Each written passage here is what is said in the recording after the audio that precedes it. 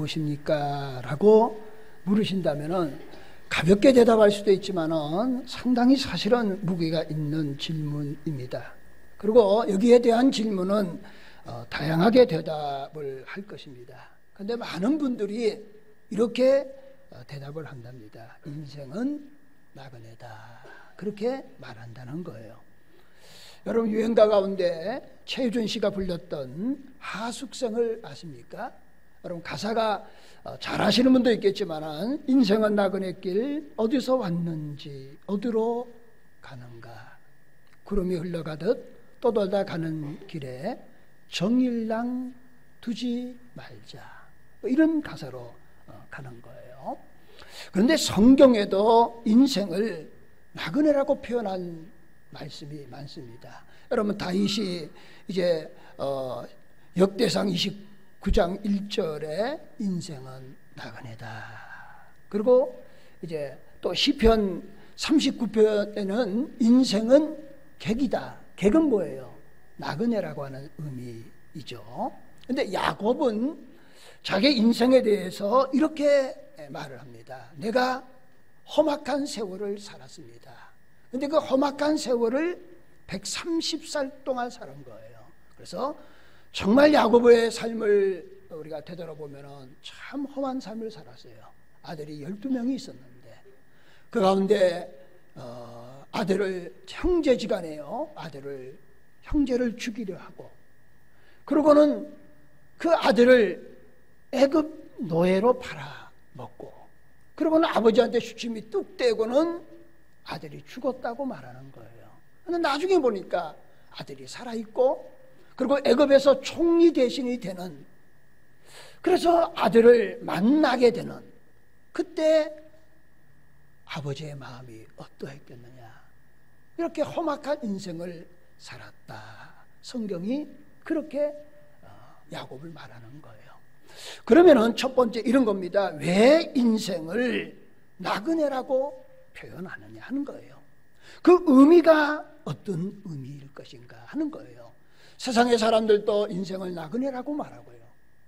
성경에도 인생을 나그네라고 말하는데 그 의미, 왜 성경에도 인생을 나그네라고 표현했는가 하는 거예요. 거기는 세 가지 의미가 함축되어져 있다고 보는 거예요. 첫 번째, 인생은 잠깐이다 라고 하는 거예요. 우리가 1000만 년 사는 것 같지만은, 그러나 인생은 잠깐 살다가 떠나는 것이 인생이다, 그런 거예요.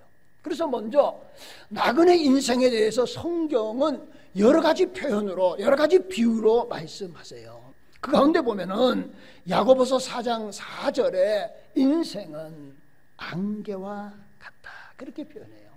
여러분, 안개는 특징이 있습니다. 햇살이 비추는 순간에 안개는 사라지는 거예요. 인생이 뭔가 좀 햇살을 보는 것 같고 뭔가 좀 누린 것 같은데 이미 내 몸은 늙고 병든 거예요. 그리고 언젠가는 사라지는 것이다. 그래서 인생은 안개와 같아, 성경 그렇게 말하는 거예요. 여러분, 시편 102편 3편에는 인생을 가리켜서 이렇게 말합니다. 인생은 연기와 같다라고 말하는 거예요. 제가 이제 시골 출신이거든요. 저희 집에도 뭐 소여물을 할 때나 밥을 할 때에 예전에 다 불을 뗐어요. 근데 연기가 많이 날 때가 두 가지 종류예요. 불을 처음 지필 때 연기가 많이 나고요. 그 다음에 꺼질 때도 연기가 많이 나더라고요. 그러니까 인생은 태어날 때에 뭐 축하 가운데 축복받으면 태어납니다. 그때 뭐 연기가 나는 것처럼 그런 거예요. 그리고 인생이 마지막 죽을 때도 뭐 여러 가지 장례라든가 가족이 모이거나 그런 거예요. 그래서 연기와 같이 불이 꺼지면은 연기가 사라지는 것처럼 우리의 인생도 연기와 같다, 그렇게 말하는 거예요. 여러분, 구약에 욥기서로 보면은 욥이라고 하는 동방의 의인이 있었습니다. 이 사람은 인생을 가리켜서 이렇게 말했습니다. 인생은 호흡과 같다. 근데 어떤 호흡이냐 그러면은 한 번 내쉬는 쉼과 같다는 거예요. 사람이 호흡을 3분 이상 하지 않으면은 문제가 생기는 거예요. 그러니까 인생의 생명은 대단히 긴 것 같은데 한 번 숨을 내쉬고 그 다음에 들어 마시고 내쉬는 것 같이 인생은 그렇게 짧다라고 성경은 표현하고 있는 겁니다. 그 다음에 시편 78편에 가면은 인생은 바람과 같다, 그렇게 비유적으로 표현합니다. 여러분, 바람은 특징이 있어요. 자, 따뜻한 곳에서 찬 곳으로 바람이 부는 거예요. 공기가 이동하는 겁니다. 그게 빨리 이동하면 그게 뭐가 되는 겁니까? 바람이 되는 거예요. 인생은 마치 바람이 빨리 가는 것처럼 인생은 그렇게 빨리 가게 되고, 그리고 바람은 사라지게 된다는 거예요. 그런 관점에 볼 때에 오늘 이제 베드로전서 1장 읽었는데요, 1장 24절에도 인생에 대해서 이렇게 말합니다. 인생은 풀과 같고 인생은 꽃과 같다는 거예요. 여러분, 풀이나 꽃은 이제 따뜻한 봄날이 되면은 싹이 나고 움이 트는 겁니다. 그러나 차가운 바람이 불기를 시작하면은 풀과 꽃은 시들고 떨어지는 것이다.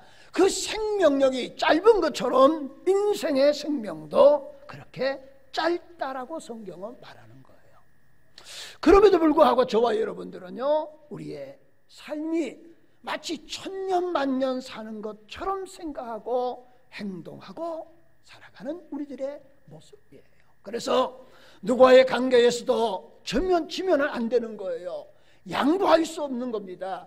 그리고 거기에 치열한 경쟁이 있고 다툼이 있고 분열이 있는 거예요. 그러나 사실은 인생은 짧기만 하다는 사실입니다. 그래서 이런 말이 있습니다. 인생은 초로 인생이다, 그렇게 말하는 겁니다. 여러분, 초로 인생이라고 하는 것은 이런 거예요. 인생이라고 하는 것은 풀 끝에 이슬 방울과 같다는 거예요. 풀 끝에 이슬 방울이 있어요. 그건 시 사라지는 거예요. 세월이라고 하는 것은 길고 한가롭게 지나가는 거예요. 그런데 그 세월 속에서 사람의 생명이라고 하는 것은 풀에 놓인 이슬 한 방울과 같이 잠깐 있다가 없어지는 인생이다, 그런 거예요. 그러면 저와 여러분의 얼굴이 어여쁘고 아름답지만은 특별히 여성분들이죠. 그러나 내일이면 주름살이 가득한 얼굴로 변하는 것이 세상의 이치입니다. 그럼 나는 젊고 나는 건강하고, 그러나 순식간에 지나가는 것이 인생이다. 그래서 나그네 인생이라고 하는 의미 가운데는 인생의 생명은 순간이다, 짧다는 의미를 강조하는 거예요. 두 번째, 나그네 인생이라고 하는 의미 가운데서는요, 내가 가지고 있는, 내가 움켜잡았던 모든 것들을 언젠가는 하나도 들고 갈 수 없고 그냥 가야 된다, 그런 의미의 인생은 나그네다 말하는 거예요. 그럼 빈손으로 왔다가 빈손으로 가는 겁니다. 제가 목회자이기 때문에 많은 장례식을 참석할 그런 많은 경험이 있습니다. 다양하신 분들이 마지막 인생에 가요. 어떤 경우에는요, 여러분, 세상에 음지에서 사시는 분의 죽음도 경험했어요. 그분들은 조폭이에요. 한 200~300명이 검은 옷을 입고 깍두기 스타일의 머리를 하고, 그리고 조문객들을 인사하는데 이게 들어가는 순간에 내가 지금 조폭, 두목이 된 기분이에요. 어디를 들어가는데? 장례식을 들어가는데 말입니다. 그런 데부터 시작해가지고 내노라 하는 권력가들, 많은 사람들이 있어요. 근데 결국은 다 인생은 빈손으로 가는 거예요. 여러분, 장례식을 거창하게 치릅니다. 저도 이제 수도권에 살았을 때 보면은, 여러분 이제 부고를 받고 장례식을 치러요. 그럼 어디서 장례식을 하느냐? 사람들이 그런 데도 관심을 갖더라고요. 그런데 예를 들면은 삼성의료원 장례식장, 아니면은 저 천호동 쪽에 있는 중앙병원, 아니면 서울대학병원 장례식장, 그러면은 그거 받고 그래도 장례식 그래도 잘하네, 이게 유교 사상이에요. 그런데 제가 있는 데서 좀 저 밑으로 예를 들어서 어디 이천이라든가 여주라든가 경기도 강주 어떤 시골의 장례식장 그러면 머리가 아픈 거예요. 이게 어떻게 찾아가야 될지, 왜 이런 구석에서 하느냐, 쑥거리는 사람들이 그렇게 생각하는 거예요. 그런데 아무리 장례식을 화려하게 하고 묘실을 아무리 웅장하게 묘실을 만든다 할지라도 결국은 여러분 죽으신 분하고는 해당 없는 거예요. 그래서 그 장례식이, 내가 우리 부모님이 돌아가셨는데 삼성의료원에서 장례 예식을 치렀다, 그게 자기 어떤 그거지, 사실은 평상시에 부모를 잘 섬겼다든가 그러면 좋겠는데 그러지 못하는 분들도 없잖아, 있더라고요. 자, 아무리 건세가 있고 아무리 많은 것을 가져도 여러분 반지 하나 가져갈 수 없는 거예요. 다 빈손으로 가는 거예요. 그래서 성경에 누가복음 12장 19절 말씀에 이렇게 말합니다. 여러 해 그러니까 농사를 지었는데 풍년이 들은 거예요. 창고를 더 많이 짓고 창고마다 가득가득 곡식을 모아놓고는 이렇게 말합니다. 내 영혼아, 열애에 쓸 물건이 많이 쌓아두었으니 편안히 쉬고 먹고 마시고 즐거워하자 하리니, 그날 밤 하나님이 그에 대해서, 어리석은 부자에 대해서 이렇게 말합니다. 내 영혼을, 내 생명을, 내가 너희 생명을 도로 가져가면은 너가 모아놓은 것이 누구 것이 되겠느냐, 그거예요. 그 얘기는 뭐예요? 그가 가지고 있는 모든 것들이 오늘 죽으면은 하나도 가져가지 못하고 다 그냥 두고 가야 한다는 거예요. 그럼에도 불구하고 저와 여러분은 우리의 탐심과 욕심에 사로잡혀서 하나도 더 움켜잡으려고 우리가 애쓰잖아요. 그런데 분명한 것은 우리가 어느 것 하나 가지고 갈 수 없다는 사실을 기억해야 합니다. 내가 움켜잡았던 그것 때문에, 내가 악착같이 모아놓던 그것 때문에 결국은 가족 간에, 형제 간에, 자식 간에 다툼의 독이 되는 것도 있고요. 결국은 자신의 생명과 자신의 건강을 잊어버려서 자신의 영혼의 독이 되는 경우도 있다는 거예요. 그래서 나그네 인생이라고 하는 짧다고 하는 의미가 있고요. 두 번째는 아무것도 가져갈 수 없고 두고 가야 된다는 의미가 있어요. 그리고 마지막 나그네라고 하는 것은 글자 그대로 나그네예요. 언젠가는 결산할 때가 있다. 언젠가는 끝날 때가 있다는 거예요.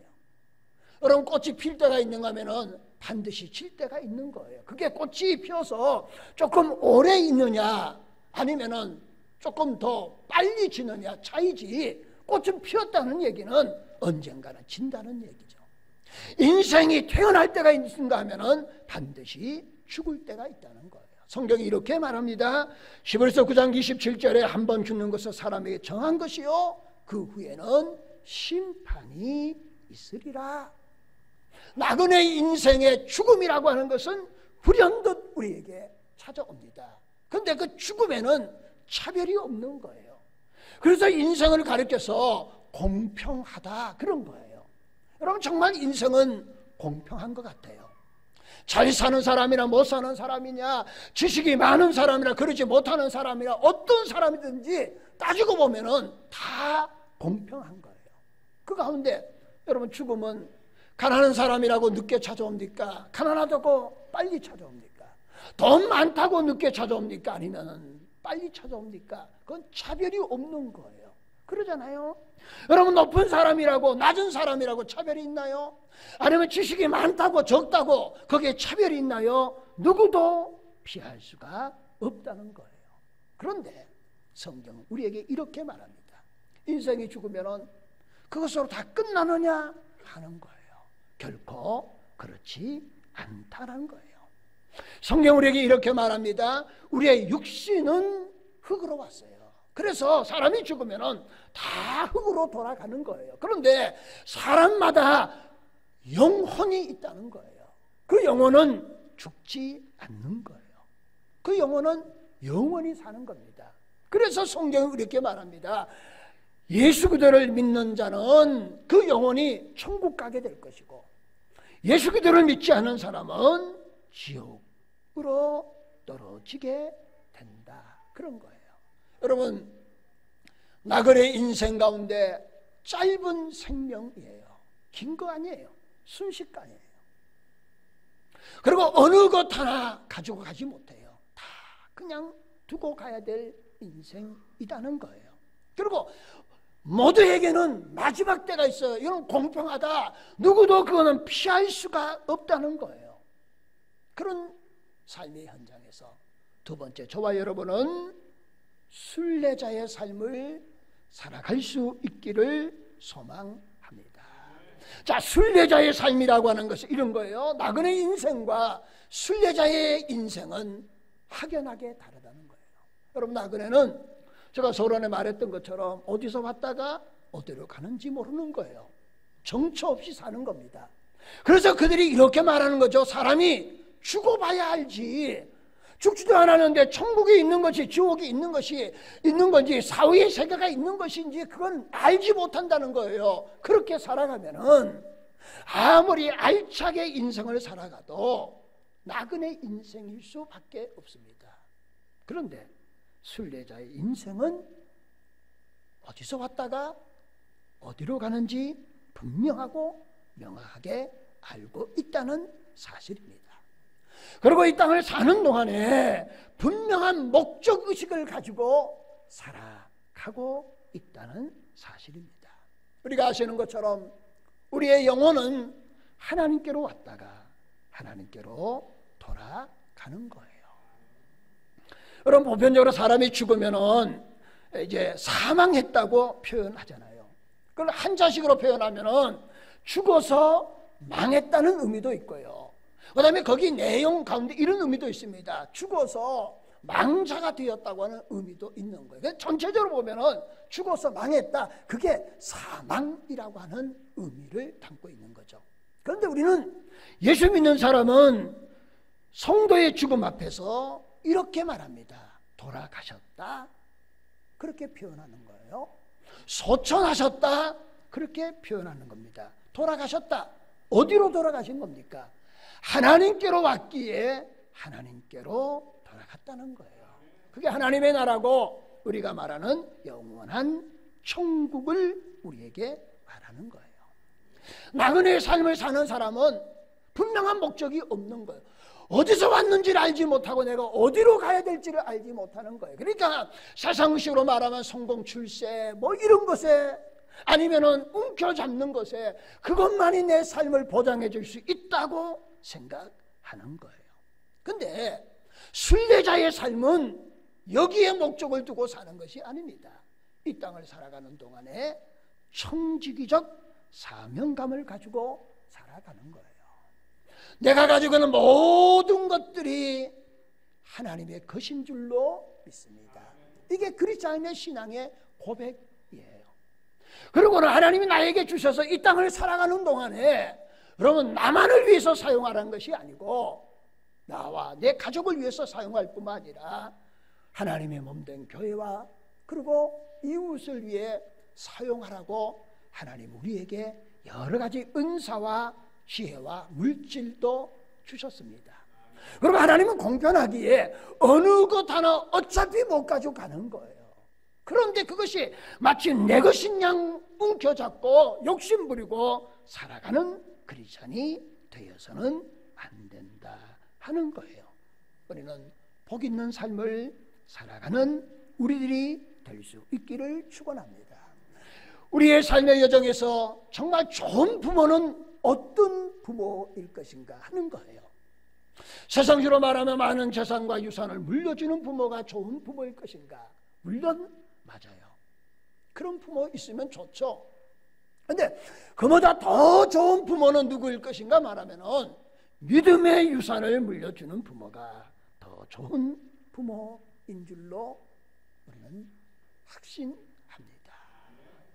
내 욕심대로 살다가 지옥 떨어지는 불행한 인생을 선택하는 자가 아니라 하나님의 말씀대로 살다가 영원한 하나님의 나라를 소유하는 하나님의 귀한 백성 우리가 되기를 소망합니다. 그러면 마지막으로 이런 겁니다.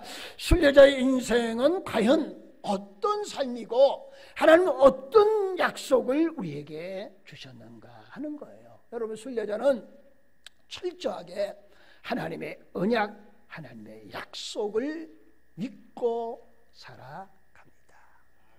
제가 개인적으로는 뭐 토지를 사거나 아니면 팔거나 해본 경험이 없어요. 주택을 사거나 팔거나 하는 경험이 없어요. 저에게는 아직 뭐 토지나 주택을 제가 소유하지 않고 있어요. 그런데 교인들 가운데서 그런 분들을 많이 보잖아요. 삶의 현장에서 여러분 뭐 주택이라든가 토지라든가 살고 파고 할 때에 여러분 돈을 주고 받아요. 수십억을 주기도 하잖아요. 그런데 그 사람을 믿어서 수십억을 주는 거 아니에요. 그 돈을 줄 때에 건너줄 때에 계약서 때문에 영수증이나 아니면은 뭐 그걸 예를 들면은 공증을 받았다든가 이런 여러 가지 서류 때문에 단돈 10원도 줄 수 없는 사람이지만은 그 계약서를 믿고 그 법적 효력을 믿고 수십억을 수천만 원을 그 사람에게 돈을 건네주는 겁니다. 왜 건너주느냐? 그 사람을 믿어서 건너주는 거 아니에요. 그 계약서 법적 효력을 믿기 때문에 피와 같은 돈일지라도 그 사람에게 건너줄 수 있다는 거예요. 여러분 성경은 뭐냐? 그러면은 하나님과 인간관계에서 맺은 계약서입니다. 그걸 우리식으로 말하면은 하나님의 약속이에요. 하나님의 언약입니다. 그게 성경의 계약서예요. 아시는 게 성경은 두 권으로 그걸 하나로 뭉쳤어요. 구약과 신약이에요. 근데 구약은 뭡니까? 과거에 약속하신 언약이다. 그게 구약이에요. 새롭게 언약하신 말씀이다. 그게 신약이에요. 그 구약과 신약을 하나로 뭉치면은 66권 성경입니다. 이 성경은 하나님의 계약서예요. 하나님의 언약, 하나님의 약속입니다. 그리고 이 성경 하나님의 약속, 하나님의 언약의 핵심이 뭡니까? 하나님께서 죄인된 인간을 구원하시는 구속사가 성경에 기록되어져 있는 겁니다. 성경의 기록이 뭐냐? 하나님의 언약, 하나님의 계약서가 성경에 길게 기록되어져 있는 겁니다. 우리가 완악하니까 하나님의 계약서가 조금 길어서 그런 것이지 그게 한 장으로 한 단어로 말하면은 하나님의 구속사예요. 하나님의 너희들을 구원해 주시겠다고 하는 계약서. 이거는 법적 공증보다도 더 효력 있는 하나님의 말씀인 줄로 믿습니다. 오늘 본문에도 이렇게 말합니다. 24절에 인생의 풀과 꽃과 같이 허무한 날이 온다는 거예요. 그게 인생이라는 거예요. 그런데 세세토록 변하지 않는 것이 있다는 겁니다. 그게 25절 말씀에 오직 주의 말씀은, 주의 언약은, 주님 하나님의 계약서는 영원히 변치 않는다. 하나님의 약속은, 하나님의 언약은 영원히 변치 않은 줄로 믿습니다. 여러분, 세상의 것은 영원히 변치 않은 것이 없어요. 여러분, 뭐 등기하고 또 뭐 공증받고 그렇지만은 우리나라에는 그런 일이 일어나지 말아야 되겠지만은 여러분이 세계 지금 현재 보면은 쿠데타가 일어난 나라가 있잖아요. 무가베라고 하는 대통령 93살이에요. 37년 동안 통치한 거예요. 그런데 권력을 이양해야 되는데 41살이나 연하의 아내를 맞이하고 그 대통령 권한을, 대통령직을 누구에게 주려고 한 거예요? 아내에게 주려고 하다가 군부가 쿠데타가 일어난 겁니다. 그러면 모든 것 다 내려놔야 돼요. 여러분, 세상의 천재지변 여러 가지 상황 때문에 절대로 없어지지 않을 것만 같은 것들도 한순간에 사라지는 거예요. 그래서 세상은 영원한 것이 없다는 거예요. 최근에 포항에 지진이 일어났잖아요. 그들의 아픔, 상처 이루 말할 수 없잖아요. 정말 빨리 치유되기를 원하고, 그리고 대한민국에도 지진의 안정지대가 아님을 확인하게 되는 거예요. 그래서 앞으로 조금 우리가 여러 가지 지혜를 모아야 될 필요가 있는 것 같아요. 그런데 그분의 아픔과 상처를 하면서 저는 포항 지진을 통해서 깨달은 것이 있어요. 그런 겁니다. 많은 사람들이 밖에 나와 있잖아요. 많은 사람들이 뭐 체육관이라든가 이런 데 지금 이재민으로 와 있잖아요. 그 중에 일부 가운데 아마도 그랬을 거예요. 평생을 모아서 뭐 빌라를 샀든 아파트를 샀든 아니면 단독주택을 산 거예요. 이거는 누구도 손 못 대는 겁니다. 영원할 줄 알았어요. 그런데 지진이 나니까 거기 들어가서 살 수가 없잖아요. 조금 비교적 안정된 집일지라도 또 지진이 나서 무슨 일이 일어날지 모르니까 거기에 들어갈 수 없는 것들을 보여요. 여러분, 인간은 자연재해 여러 가지 정치적인 그런 것 때문에 내가 가지고 있는 것들이 송두리째 흔들릴 수도 있는 거예요. 그런데 영원히 변하지 않는 것은 하나님의 말씀인 줄로 믿습니다. 하나님의 언약은 천지가 개벽해도 하나님 말씀은 1.1획도 변하지 않은 줄로 믿습니다. 그래서 그 하나님 말씀을 가르쳐서 복음이라고 말하는 거예요. 복음이 뭡니까? 복된 소식입니다. 복음은 변하지 않은 진리예요. 진리는 영원히 변하지 않는 거예요. 그 언약을 하나님이 성경을 통해서 우리에게 주셨다는 거예요. 그러면 성경에서 하나님이 언약을 주셨는데 언약은 세 가지예요. 쉽게 말하면 이런 겁니다. 인간은 죄로 말미암아 사망이 들어오고 질병이나 모든 것들이 죄로 말미암아 들어왔다는 거예요. 하나님이 이 죄의 문제를 해결해 주시려고 예수 그리스도를 이 땅에 보내주셨다는 사실입니다. 그리고 우리의 죄를 우리 주님이 친히 담당하셔서 죄의 대가인 죽음을 십자가에서 지불하신 거예요. 그리고 예수 그리스도는 사망 권세를 이기시고 다시 살아나셨습니다. 그래서 예수를 믿는 자들은 죄로 말미암아 우리의 육신은 죽지만은 우리의 영혼은 영원한 하나님의 나라 가게 된다는 사실을 성경을 통해서 우리에게 언약, 약속, 계약을 쓰신 거예요. 여러분, 이 계약, 이 언약, 이 약속을 믿을 수 있기를 축원합니다. 그리고 이 예수 그리스도를 믿는 자는 영원히 살 수 있다는 거예요. 여러분, 요한복음 3장 16절 말씀이 이렇게 말하잖아요. 하나님의 세상을 이처럼 사랑하사 독생자를 주셨으니 이는 저를 믿는 자마다 멸망치 않고 영생을 얻게 하려 하심이라. 예수 그리스도를 믿는 자마다 멸망하지 않고 영원히 사는 은혜를 우리가 잊게 되는 줄로 믿습니다. 그래서 우리가 죽음 이후에 영원한 천국이 우리에게 예비되어져 있다는 거예요. 그 영원한 하나님의 천국을 바라면서 오늘 이 땅을 살아가는 동안에 하나님의 은혜를 누리시고, 그리고 하나님 몸된 교회는 영혼의 병원과 같은 거예요. 영혼의 구원성과 같은 거예요.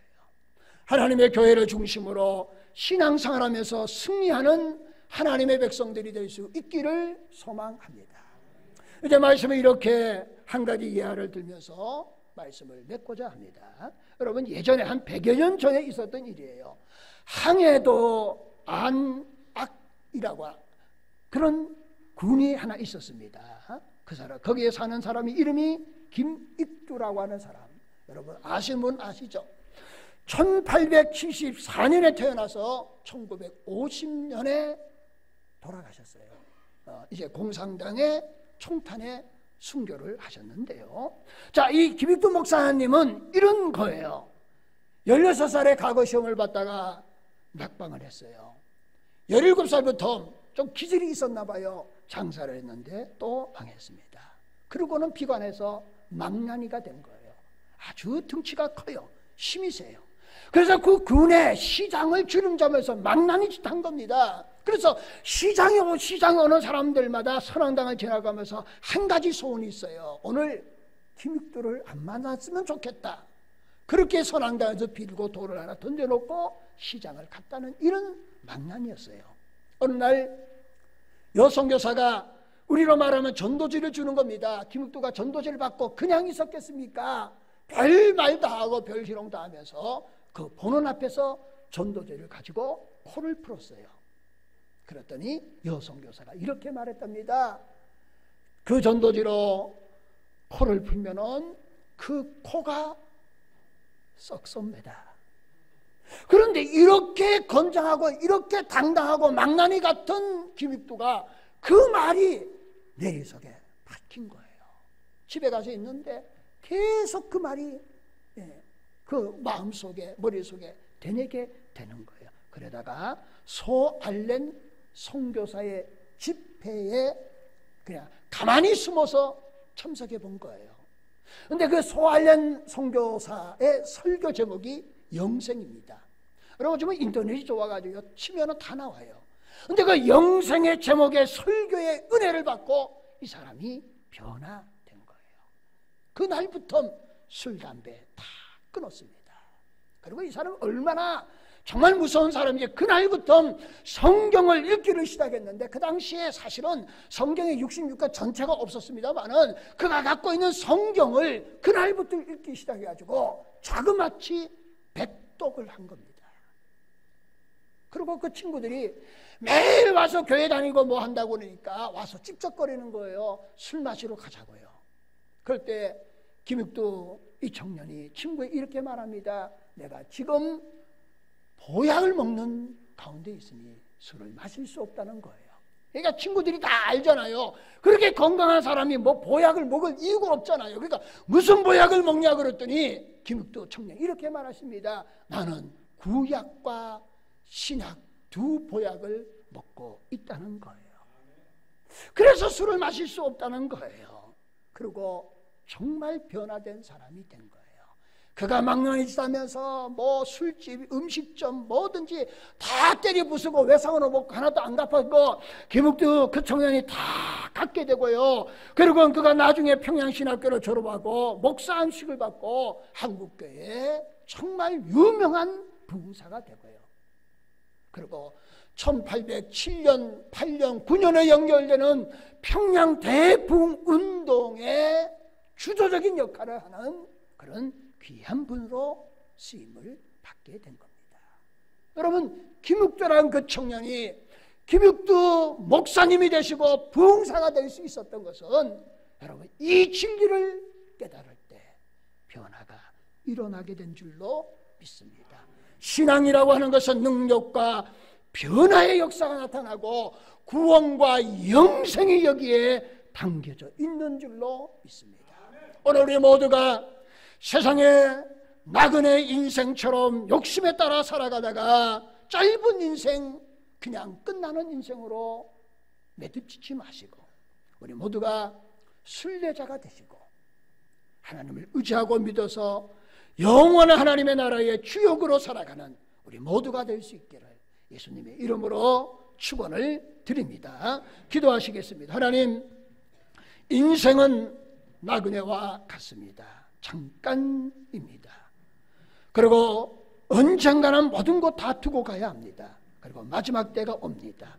그럼에도 불구하고 하나님, 우리는 순례자의 길을 걸어가야 합니다. 영원한 하나님의 나라가 우리에게 예비되어져 있음을 믿고 오늘도 하나님의 뜻에 따라서 순례의 길을 걸어가는 우리 모두가 되어지도록 은혜를 베풀어 주시고 추수 감사 주일을 맞이해서 하나님께 감사하고 또 전도 축제를 맞이하면서 평상시에 사랑하셨던 분들, 가족들, 이분들이 예수를 믿어서 우리와 함께 영원한 하나님의 나라의 백성으로 살아가기를 소망하고 이분들을 놓고 기도하며 초청하고 함께 예배드리게 됨을 감사합니다.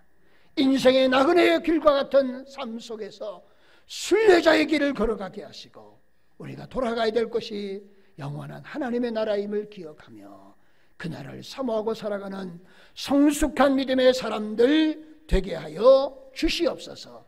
예수님의 이름으로 기도함나이다.